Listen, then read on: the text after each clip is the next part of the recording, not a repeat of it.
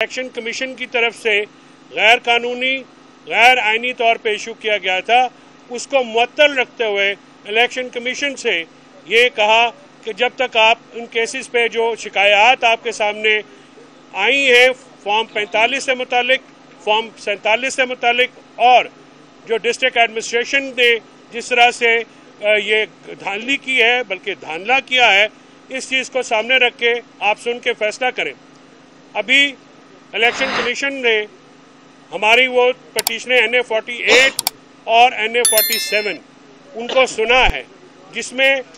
जो अली बुखारी साहब के साथ साथ मुस्तफा नवाज खोखर साहब जो कि कंटेस्टिंग कैंडिडेट थे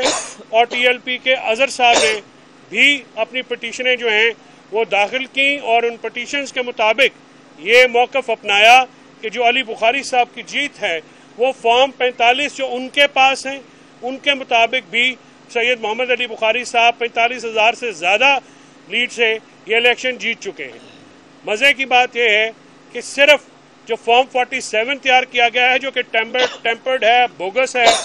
और जो फॉर्म 45 प्रिजाइडिंग ऑफिसर की तरफ से इशू किए गए हैं उनसे मुताबिकत नहीं रखता, उसके मुताबिक सिर्फ जीतने वाले उम्मीदवार का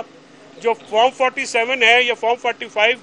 वो डिफरेंट है। बाकी तमाम कैंडिडेट जिन्होंने इलेक्शन लड़ा उनको एक ही फॉर्म 45 इशू किया गया, जिसके मुताबिक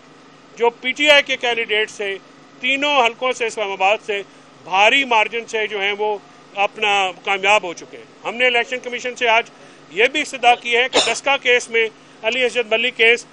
जो कि डस्का केस कहलाता है, जिसमें ऑफिसर्स ने जिन्होंने उस वक़्त का रिजल्ट इलेक्शन चेंज किया, मटेरियली अफेक्ट किया, उनके खिलाफ तादीबी कार्रवाई की जाए, उनके खिलाफ क्रिमिनल प्रोसीडिंग्स का आगाज़ किया जाए। इसके साथ साथ कंटेम्प्ट एप्लीकेशंस भी आज फाइल कर दी गई हैं कि जो इलेक्शन कमीशन जो है और उनको भी बावर कराया गया है कि आप अपने स्टे ऑर्डर के खिलाफ जो नोटिफिकेशन आपने इशू की है उसकी कोई कानूनी हैसियत नहीं है। तो मुझे बड़ी उम्मीद है कि जितना रिकॉर्ड जो हमने पेश किया है फॉर्म 45 उसको किसी कंटेस्टिंग कैंडिडेट ने रिजेक्ट नहीं किया है और वही फॉर्म 45 एक्सेप्ट किए हैं जो कि हमने पेश किए हैं। तो मुझे उम्मीद है कि हम जो है इन तीनों हलकों में से इंशाल्लाह, और सैयद मोहम्मद अली बुखारी साहब का इंशाल्लाह जो इलेक्शन है वो हमें लोगों का मैंडेट वापस मिलेगा। जो डाकाजनी हुई एक ब्रॉड